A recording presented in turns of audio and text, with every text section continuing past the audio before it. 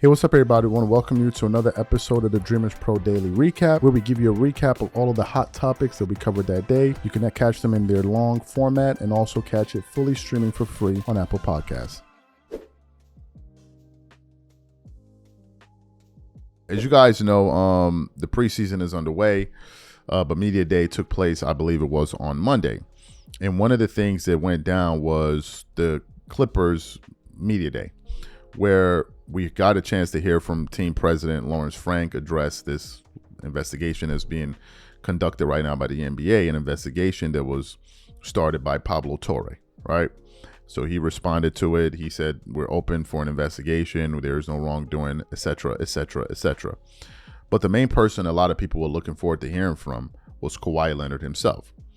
And during Kawhi's presser, he was asked a range of questions that we're going to get to momentarily. But I was going through the internet this morning and I came across some sound here via Awful Announcing of Ramona Shelburne of ESPN revealing that during Media Day, the Clippers actually snatched the microphone from her to stop her from asking Kawhi Leonard more questions about the aspiration scandal. For those of you who didn't hear what she had to say, take a listen to Ramona Shelburne here. And I asked questions. Then I could have kept going, but somebody kind of reached out and grabbed the mic from me. Somebody from Clipper PR? Yeah, it was like, okay, you're done now. And then it went to a team reporter, a team TV reporter who asked about being healthy during the offseason. And then the next one was like the team radio person, and they asked another question that was more basketball related. Right. Then it got back to, I think, Law Murray from The Athletic, who asked an aspiration question, but it was something about how do you not make it a distraction or something, and he gave a whatever kind of answer to that, so and then he was done. It was fluff at the end. Then it was done. And I will say this: it's important to note because people are like, "Why are you the only ones asking? Why were you the only one asking those questions?" There were 5 or 6 other reporters in the room. Chris Mannix from Sports Illustrated, Beth Harris from the AP, all that were going to go Steve down Henson the same from line LA of Times, questioning Janice that you Carr, did. OC Register. We had all talked before the press conference, and I said, "Okay, so we're all going to ask aspiration questions, right? Because this is his first public statement, right? Like." Whoever gets this, like, let's tag team, like whatever. Sure. Listen to whatever everybody else asks, and let's make sure we ask. We got to cover all the bases here because this is probably the one and only time he'll address it. And they all had their hands raised and they weren't being called on. Right. The Clippers were playing defense. They were. Chris Mannix was kind of in the back of the room and he was, wildly waving his hand. And Chris was a long way from home. Chris is based back east. Oh no, he's here now. Oh, in he LA. lives in LA. Can I ask a question? Do you think Clippers PR called on you because they thought you would be not as... No, I think they called on me because I did the Ballmer interview. Right. And also I was sitting front row. Okay. I was in the front. Because they had to know where you were about to go, right? Yeah, but honestly, those were not hard questions. So you heard what she had to say. So the question is, what did she ask Kawhi? Now, some of you are like, well, I remember, I kind of remember, I don't remember. Well, it was this question here that she asked the Kawhi that actually caused them, after he finished responding, to snatch all, like, no more questions about this. Take a listen to what she initially asked Kawhi and his response at the time. Hi, Ramona Shelburne, ESPN. What is your understanding of the endorsement deal that you had with the company that's being talked about, Aspiration, and did you perform any services for them? When you say understanding, what do you mean? Like of the contract you signed and how much money you were to receive, what you were supposed to perform for those services? I understand that full contract and the services that I had to do. Like I said, I don't deal with the conspiracies or the clickbait analysts or journalism that's going on. So that's what it is. Well, I think the allegation was that you didn't perform any services for them. Is that accurate, or did you do things for them? I don't think it's accurate, but it's old. This is all new to you guys. The company went bankrupt a while ago, so we already knew this was going to happen. So, you were named as like the largest creditor in the bankruptcy filing, right? Did you actually get the money that was owed to you in the contract, or? No, but the company went belly up. It was fraud, as everybody knows. If you want any more questions or more details about that company, you can either ask the owner or whoever else is involved in the fraud that went on. Right. I think they said they owed you $7 million or something, right? I'm not sure. I gotta look back at the books, but no, it's more than that for sure. Do you have any idea of how much you actually made on that? No, it was like 2, 3, 4 years ago. So you heard the exchange there. What are my thoughts about this? I said this when we reacted to this initially. How did they even allow him to answer? Allow him to be in a situation where he's answering these questions? If I was Kawhi Leonard in that particular moment, I would have said no comment. No comment. No comment. There's an investigation currently underway, and I don't want to make any comments until the investigation is concluded. Next question. Simple as that. The reason I would have done that is because by answering, people can now say, oh, he's lying about this, he's lying about that, which is in fact what was said, and we produced a show about it. I believe it was yesterday, where David Sampson was like, this guy's lying. This is the problem when you have an investigation, an ongoing investigation, and then you start making comments without a lawyer or some type of person there to help guide you through these type of questions. And it's the reason that the Clippers ensured that no one else asked any questions. So I think the Clippers did the right thing. You don't just go up there and start flapping your gums about this kind of stuff, especially when you're the person in question. A person like Lawrence Frank, the team president, he may be more equipped to deal with these type of questions, right? But Kawhi Leonard, and you're the subject being investigated alongside with the team. No, you don't say anything. You just say, man, I at this current moment, I don't have any thoughts on, I have no comments. When the investigation is concluded, that'll be, and then I'll give you guys my opinions. Or if you want to say something, just say, there was no wrongdoing. And that's all I'm going to say. Simple. People can say, oh, can you ask more? Can you say more? They can say whatever they want to say. You don't have to answer. Nobody put a gun to your head to answer the questions. You don't have to. You don't have to give them the information. You can answer their question, but you don't have to give them the information that they're looking for. So I think that was a blunder on the Clippers' part and Kawhi Leonard's part. He said too much. And I understand he must be frustrated. He must feel like this thing is one big witch hunt, whatever. I get all of that. But in times like that, you got to be a little bit more tactful, because the people asking you questions, they know the buttons to push. And you heard what she said. They were about to unleash a tsunami of questions. If I forgot to say this, you ask him this. If you forgot to say that, you ask him that. You know, you got to be more diligent about how you go about these things. Now, obviously, I don't think what Kawhi Leonard said could be held against him in any kind of way. I don't think he said something like definitive. He just said that there was no wrongdoing. He didn't really give any conclusive information for us to be like, aha, Kawhi said this when in fact this happened.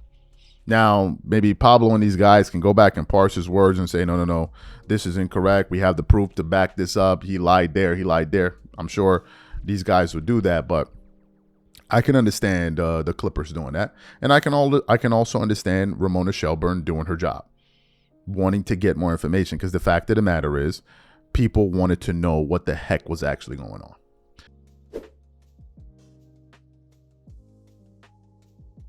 The buffoonery is back in full effect, right? It's back in full effect, and guys out here are looking like dweebs, bro. I don't understand it, man. I don't understand how people switch up their positions so much. Like, it just doesn't make any sense. And this goes for a lot of people. Shaq, Scottie Pippen, the Gilbert Arenas, a whole bunch of people just switch. One day you catch them on a Monday, they saying this. You catch them on a Tuesday, they saying the next thing. You catch them on a Wednesday, they saying what they were saying on Monday. Like, yo, bro, what are we doing? So where am I getting to? Austin Reaves just recently did a sit down on JJ Redick's former podcast, The Old Man and the Three, or whatever it's called now. And he was talking about his season and all of those different things, right? And then they get to the part where they're talking about LeBron James inevitably. And I don't know. Like, the rest of the cast was up there twerking it up, the whole couch. Everybody had a little jar of honey with them. So I guess somebody slipped one to Austin Reaves, in the background, like, yo, you here? We do. This is a LeBron thing. Take this. And they get into this thing about, who's the GOAT, right? And then Austin Reaves, I don't know what caused him to do it, decided to jump back in the window after jumping out the window. But before we even get into what he had to say about LeBron, I want you guys to listen to what he said about Kobe in August, for God's sakes. Take a listen to Austin Reaves here. do you think who is the real GOAT in the history? I'm gonna say Kobe. Kobe? Yeah. Yes, it's Kobe, yes. You are Kobe's fans? Yes. Yeah, I'm a huge Kobe fan. Yes, I'm Kobe fan too. Yeah, for sure. So that was Austin Reaves in August. That wasn't no AI. We actually got the video of him in August. So I was shocked to hear that now all of a sudden, Austin Reaves is saying that LeBron James is the GOAT. And LeBron James could have stopped playing 6 years ago and would have been the GOAT. And I'm like, bro, if that's what you feel on this podcast, why did you just say this in this interview? I don't know where these dudes come from, but y'all take a listen to what he had to say here. Outside of his incredible gifts and everything like that, just this desire is why he's in the position that he's in. Yeah, I haven't really been around him much. I mean, I've played against him a couple times. So yeah, I mean, I think it's just like you said, the passion for the game. Like there's literally no other reason for him to continue to play basketball. Like, in my opinion, he's the best player to ever touch a basketball. He probably could have retired 6 years ago and people would still say the same thing. So he has enough money, regardless of what he was saying on that podcast the other day. He has enough money. There's a couple thousand. He's taken some of my money before, so it's crazy. But no, that is the only reason he's still playing basketball. It's because he loves the grind. He loves the game. He wants to continue to get better, even when you're at that level. There's still things that he thinks he can work on to become a better player. So I think that's the most incredible thing about him is how he conducts himself on and off the court. So you heard what he had to say. I don't know what to do with these people, Brent. I don't know what to do with them. I don't know what to do with these group of guys here. I've never seen these people who flip-flop across the board. Do you guys know that there was a time when an article came out, right? Austin Reaves. There was an article that came out, and it has something to do with LeBron James and Kobe, right? Actually, this article came out in August, and it says Austin Reaves picks Kobe Bryant as his GOAT over LeBron James, right? And then he said, I'm going to say Kobe, I'm a huge fan, right? But then something else interesting had happened. He goes, the article goes, Reaves' love for Bryant growing up could have potentially landed him in a bit of trouble, though. He had posted memes in which he was throwing shade at James in 2012, and they resurfaced a couple of years ago. Reaves revealed on the Old Man in the Three podcast that he told James about it immediately, and his teammate didn't take issue with it. We were in New Orleans, Reaves said. I pulled up my phone and right after the game, and it's the first thing I see on SportsCenter. It's a picture of Kobe like this, and it's like when I need some rest, I put my phone to LeBron mode, no rings. I was like, bleep. Like there's one or two things I can do. I can shut up and hope he don't see it, or I can call him over and be like, look, man. And I did. Reaves continued. I was like, Braun, come here. He was like, what up? He walks over. I was like, I was a Kobe fan back in the day. I was like, I was essing on you back in 2012. He busted out laughing. He was like, I don't care about this. All of that is cap about him not caring about this. Number one. Number two, you can't be his teammate and think Kobe the GOAT. The answer is no, you can't. You can't. You gotta fall in line with these. You gotta fall in line with these guys. So here you have a guy who's a Kobe fan growing up. Then a post of him comes out about whatever it was, and he got to go apologize to LeBron for having Kobe as his favorite player. Why? Why were you this summer talking about Kobe's the GOAT, but now you're on a bigger platform, all of a sudden LeBron? Like, what are we doing here, bro? What's going to happen? Like, what's going to happen? I don't understand this fear that these guys have of just, giving their opinion. Why are they so fearful? What's going to happen? You can't get traded. He's not the dawn of the team anymore. He's not the dawn. He's not the dawn. It's okay. Nothing will happen. He's not the dawn. But this is what you have to do. I've heard so many NBA players before they made it in media. Kobe is the GOAT. Jordan is the GOAT. Kobe is the GOAT. Jordan is the GOAT. The minute they need to get on TV or get a big podcast, all of up, Kobe wasn't that good. Mike was good, but I mean, LeBron is better. Like, bro, we saw the videos of you. We have the audio of you. We have the tapes of you. And they just act like they never said it. They went from being huge Jordan, Kobe fans, and now all of a sudden, Kobe and Jordan weren't really all that good. And you can find no video of me anywhere, ever. And we've been on YouTube for years now, where you would hear me say, Kobe Bryant wasn't my favorite player. I said it from the moment I got on YouTube. You never hear a video of me saying Michael Jordan wasn't the GOAT. I said it when I got on YouTube. I always said Jordan was better than Kobe. You would never hear me switching up my views on these guys, ever. The only thing you will hear me change was I had LeBron in my top 4, and I removed him out of my top 4 because of his antics. I had him in my top 4 for quite some time, and then I removed him out. You will hear that. But my sentiments have remained consistent. They have remained consistent. And the problem is we cannot say the same for the rest of these guys. So now Austin Reaves is switching up again. What's going to happen? When LeBron retires, you're going to say Kobe the GOAT again? They're going to run up on you in New York City somewhere. You coming out of a bodega or a deli or something. I don't know. Yo, who you got as the GOAT? Jordan. Like, what? Like, how do we handle these people, man? I don't know.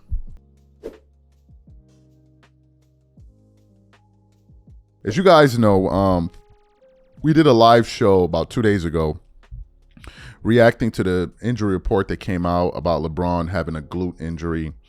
They called it glute nerve irritation or something like that. A lot of us were like, okay, which caused him to miss out on the first day of training camp. And then later on that day or early on that day, depending on how the day went, his day went, you saw him attend an event for streamer Kai Cenat, right? And he walks in and he's dancing, and I'm like, ain't you supposed to be having an injury? Like, I'm lost here, right? So I then came out and said we're already witnessing the beginning of the antics for the NBA season. He's getting it all. He's getting it started off early in training camp, and then we also heard a report that came out where essentially LeBron's representation made it clear to the Lakers that they want to take things slowly and ramp it up for the season. We also heard that he may not play any preseason games. He may only play in the regular season. So we did some shows about that. So yesterday I came across a segment from Skip Bayless' show, the Skip Bayless show, where he was talking about this. And Skip decided to take it a step further. Skip was essentially revealing what has been going on behind the scenes. And he believes that LeBron has been trying to go to war with the Lakers because they refuse to give him a contract extension. And the fact that he said that, oh, you know, during media day, it's exciting and all of that, he says is one big lie. And it's the reason why he went out there and posted that picture in front of the Clippers and all. He said everything has been to basically take a shot at the Lakers, and fans don't really understand what's going on behind the scenes. So what we want to do is want to play what Skip had to say. You know how Skip talks. He talks very slowly. So I want you guys to bear with Skip and listen to everything that he had to say. And I want to come back and react to Skip's comments. Take a listen to what Skip Bayless said here. So, as you might remember, LeBron reportedly was very unhappy that the Lakers extended Luka, gave him the crown jewels without extending LeBron for the 2 more years after this one that he wanted, so that he could choose to continue playing or choose to retire as a Laker, where it would be his timetable and his inclination, not theirs. Like, he wanted to be paid for a lifetime of commitment to the Lakers because he feels like he was born to be a Laker and retire a Laker. And he wanted the purse strings in his hands so that he could choose. And the Lakers obviously said, sorry, no. If you do want to continue playing after this season, LeBron, it will have to be elsewhere. That's what they told him. Trust me on this. The Lakers were not happy that LeBron chose to opt in. He had a player's option back in for another, almost $53 million. So how did LeBron at age 40 childishly react to that? He posts a picture of him working out at the Cavs facility. Oh, maybe LeBron wants to go back to Cleveland. Then he posted another picture of himself working out at the Clippers facility. Oh my God, LeBron wants to be a Clipper, not a Laker. And the Lakers are like, no, please leave, LeBron. That's what they told him. Please leave. Luka is the new face of the franchise.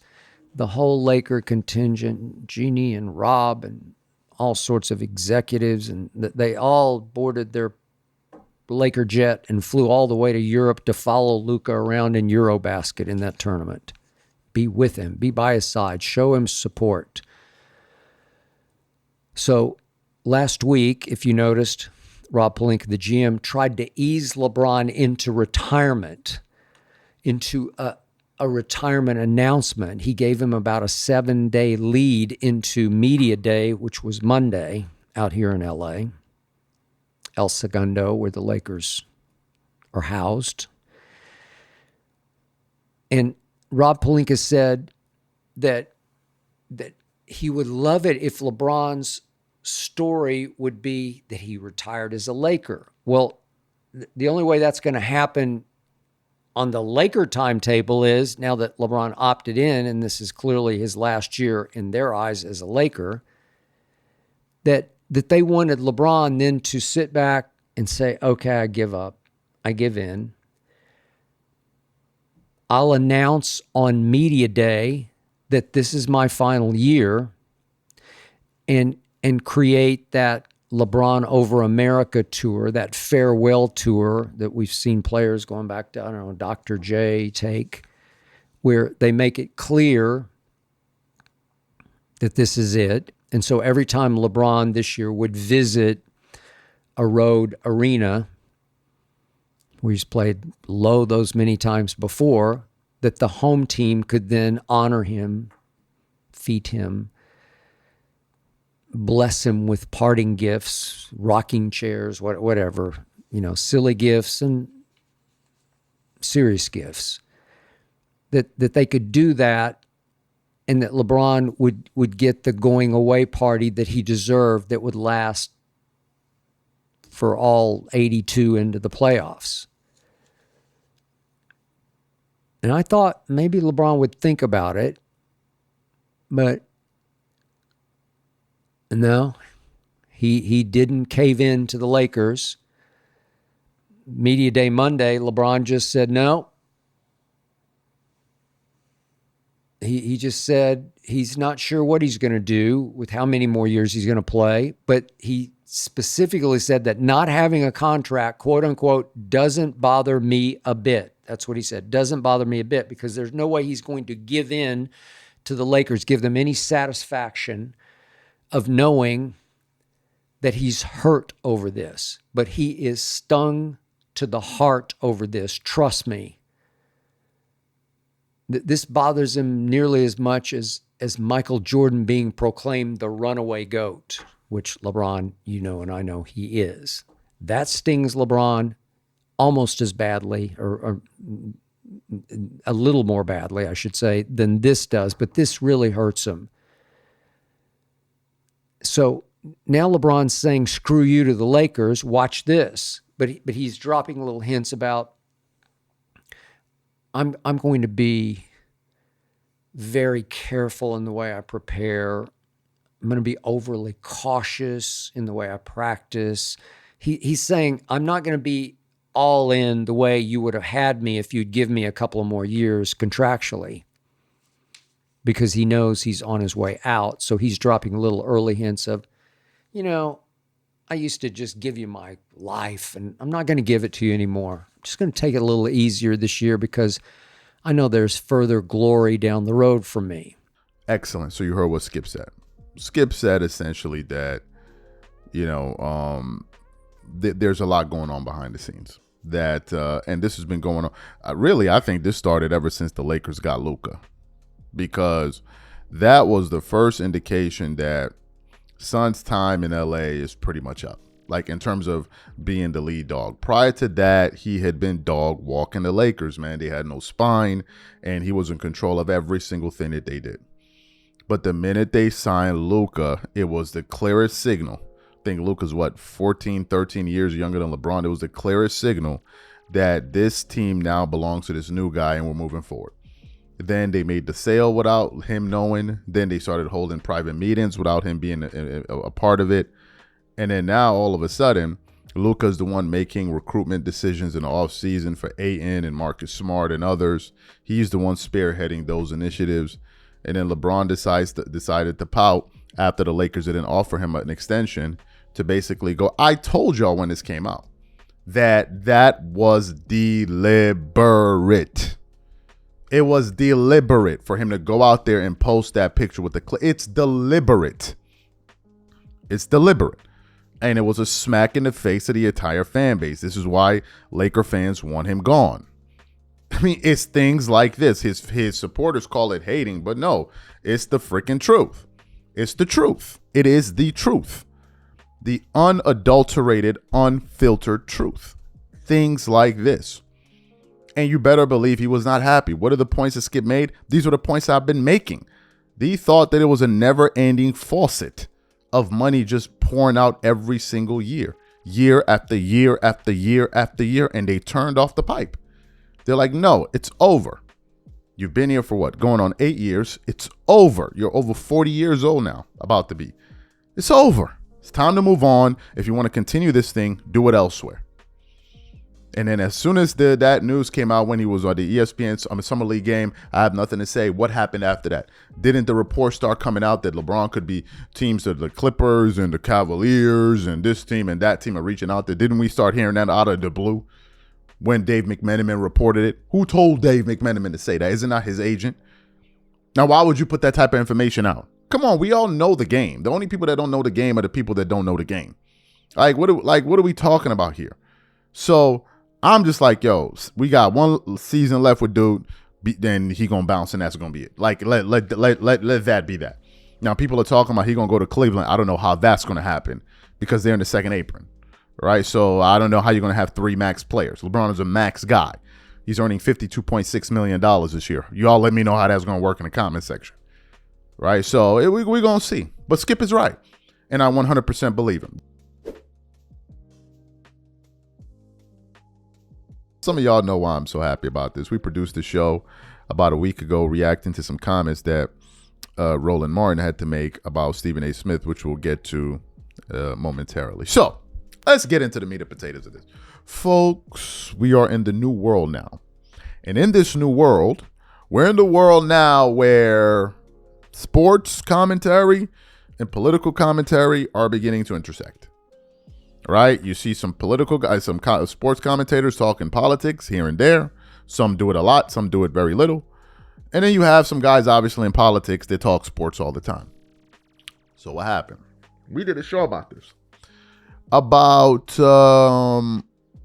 or 3 days ago, we produced the show. Of the news coming out about Bad Bunny. I don't know why I keep calling him Bad Bunny. I'm thinking of Bad Bunny from Making a Band. Bad Bunny. Being picked to host or perform at the Super Bowl halftime show. And at the time, I said a few things that I'm going to reiterate quickly. The first thing I said was this was absolutely a political decision by Rock Nation, Jay-Z, and the NFL. They want to make some kind of political statement, given the fact that Bad Bunny has made it clear that he canceled all of his tour dates in the United States because he doesn't support the ICE deportations and probably how they're going about it. He himself is Puerto Rican, and I think one of the reasons that he gave was he didn't want to have concerts in the United States where Hispanics would come out and support him, and then people would be getting deported left and right and center, right? Because the people I'm sure that are supporting him in large masses are Hispanics because he's speaking in Spanish, so they understand it much better. But that doesn't mean that you have to speak a language to enjoy the music. So like you don't need to. Afro beats, for example, most people don't understand what they're saying, but they dance to it. But anyway, so that was his reasoning. People on the right got pissed off. How could you pick this guy? How could you pick that guy? How he's this, he's that, he's this, he's that, he's not this. Why don't we go with this one? We go with that guy. And I said at the time, the NFL seems to be a little bit confused. Because initially when the Colin Kaepernick thing came out, they basically said, nah, bro, we're not with none of this. Then Charlie Kirk's passing occurred, and then you had some teams recognizing Charlie Kirk. I'm like, well, this is a political voice. What's going on? I thought so you had that. So then this one comes out now, which then is going to piss off people that are more conservative that don't want Bad Bunny to perform. So you got that going on. Stephen A. Smith went on Good Morning America, and he talked about how he supported the decision. Fantastic. But then after that, we heard that the administration had decided, or has decided, and I thought they were trolling, but as a matter of fact, it's true, that they're going to be sending ICE agents to the arena, okay, I guess to deport people after the show or whatever the case may be. And I'm like, okay, this is excessive. Why are we sending ICE agents to a sporting event? But they must believe a lot of illegal immigrants are going to be there, so therefore let's send them out. Great. So then what happens? I come across a show just before I was done shooting of Stephen A. Smith from his show. And the title of the show is Stephen A. on ICE agents at Super Bowl. Trifling. This show came out 17 hours ago. I'm sure by the time you guys see it, it'll be a day or so. And Stephen A. Smith is absolutely laying into Donald Trump and the ICE raids and all the ICE agents that are going to be sent there. For those of y'all who didn't hear what Stephen A. Smith said, I want you guys to sit down, get a box of popcorn or whatever, go get you a sandwich, and listen to everything Smith said here. Take a listen. The Super Bowl itself has become an incredibly festive environment. It's a celebration. Even non-football fans look forward to the Super Bowl. Pastors evolve their schedules, their scheduled sermons, for crying out loud, around NFL schedule. They don't even be thinking about bothering anybody Super Bowl Sunday. And considering the popularity of the National Football League, that's what the hell a president's going to do. You can't shove all of that aside for a day. You're going to sit up there and threaten to rain on the NFL's parade. You know there's got to be an angle to this. You know there's got to be an angle to this. I'm going to say it. I don't know about anybody else. I'm going to say this BS. Seriously. Super Bowl Sunday, where everybody and their mother is going to be in front of their television sets at sports bars and beyond. Certainly at the Super Bowl location, you're going to deploy ICE agents. By the way, it's going to be in California, who's already sued the Trump administration for ICE agents being there, for the National Guard being there, for the U.S. Marines being deployed there, supposedly to protect federal property. You got Gavin Newsom, the governor of California, basically passing laws so ICE agents can be exposed. Now, I'm not somebody here that's looking at people who are doing their jobs. And if you're an ICE agent, you have a job to do. And if you've been given instructions to locate illegal migrants entering this country and stuff like that, I understand.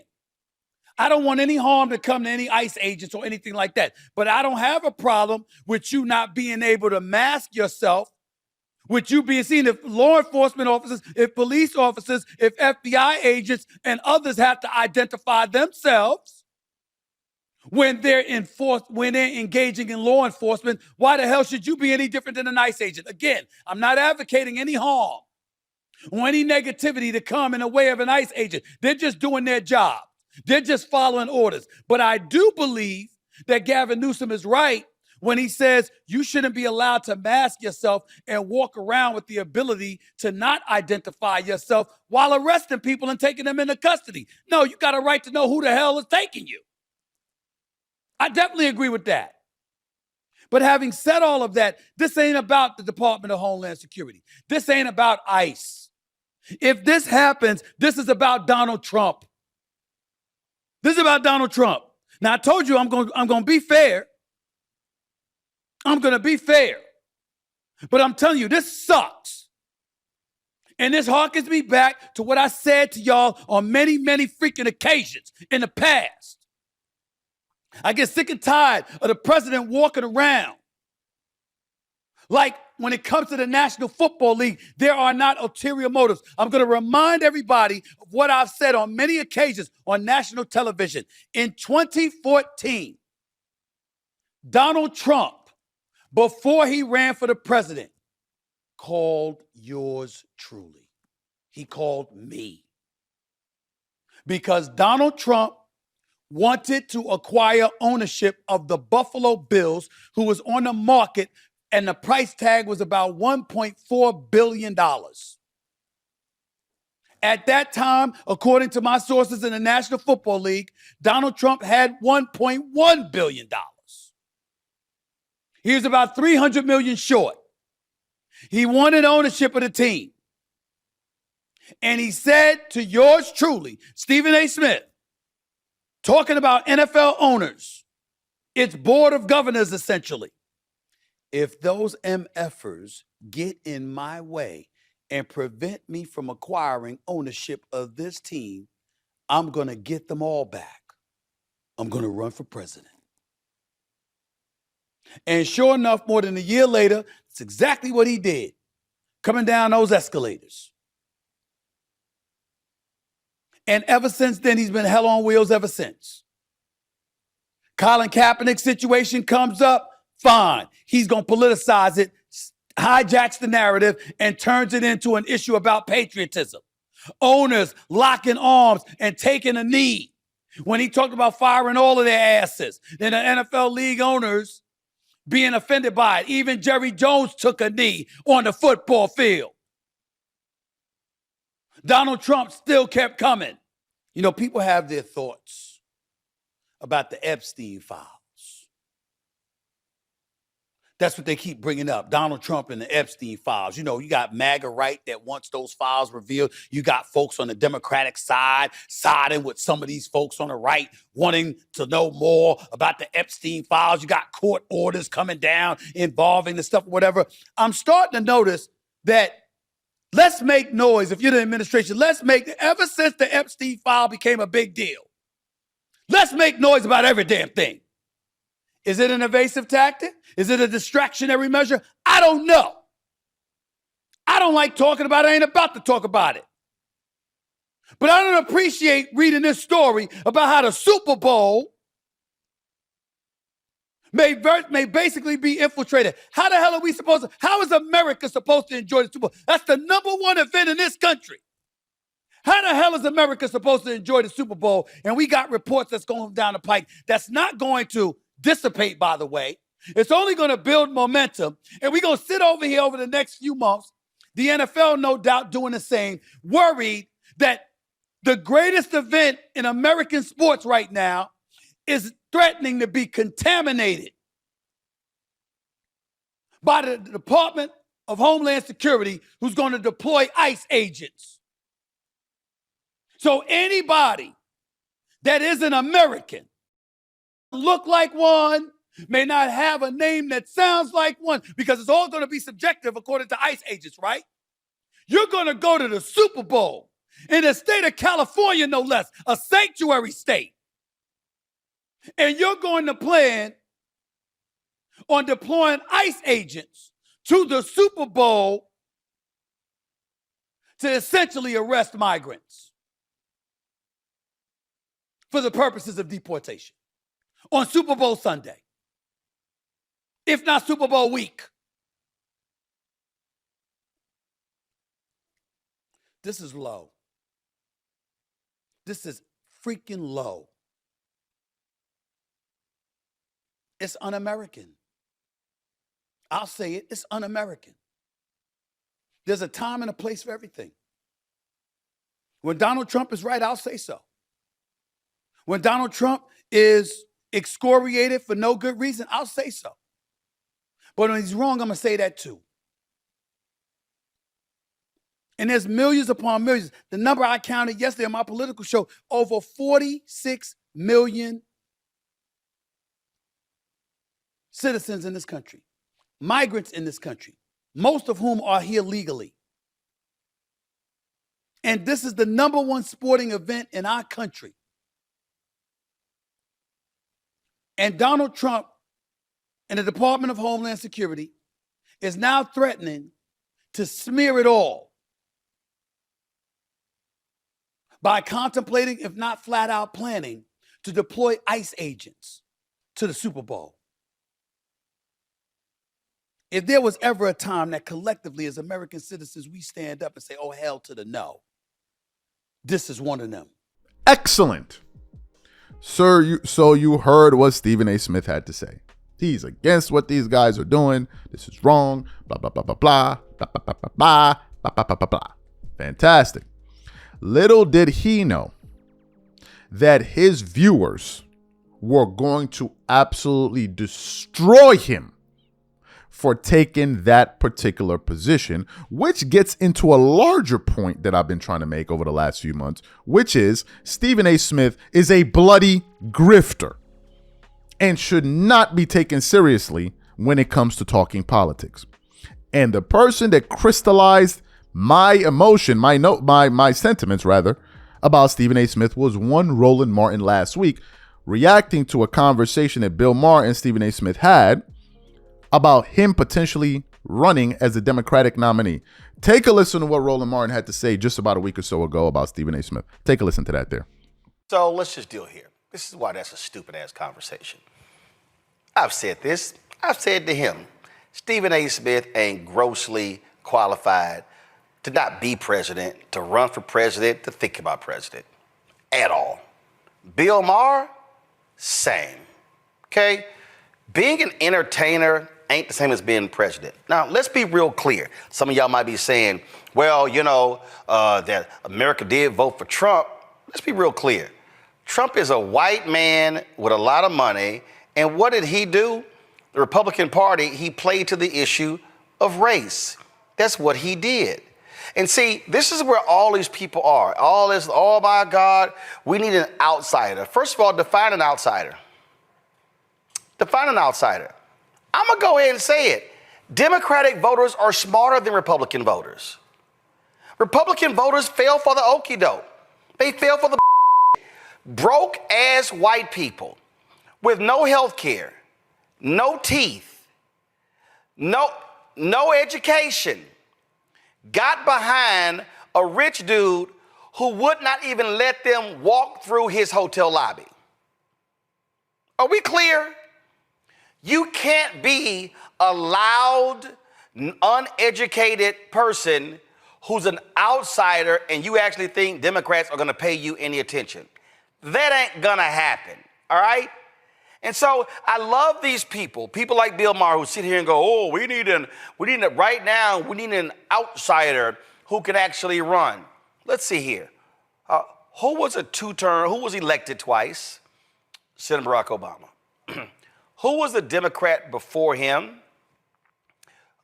Governor Bill Clinton, two-term president. Let's see. The Democrat before him. Who was that? Oh, that was Governor Jimmy Carter. Who was the Democrat before him?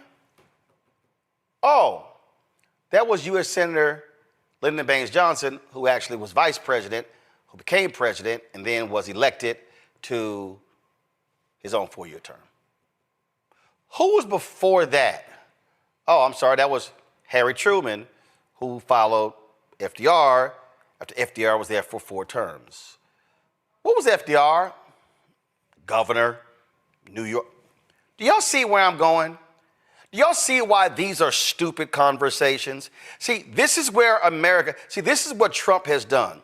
Trump has dumbed down America so much that we literally will have conversations about grossly unqualified people because they happen to entertain us. Oh, Schwarzenegger should run. Oprah should run. Oh, George Clooney should run. That's what we've actually become, okay? So what we've done is we've stopped actually thinking smart is sexy. Fantastic. So you heard what Roland Martin had to say.